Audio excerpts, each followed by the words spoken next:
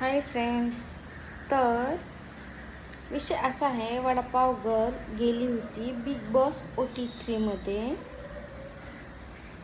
तिथे तिने काय वडापावचा राडा घातला तुम्हाला माहितीच आहे.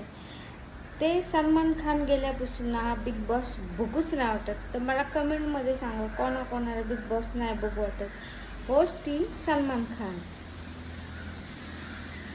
खान नाही तर बिग बॉस नाही.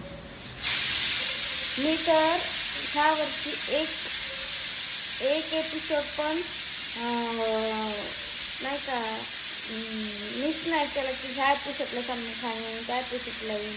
पण नाही, ह्या वर्षी Salman Khan big boss OT3 मध्ये नाही आहे. कारण की सलमान खान त्यांचं स्टँडर्ड काय, आणि हे लोकल लोकल अरे आम्ही पण लोकलच आहे ना. म्हणजे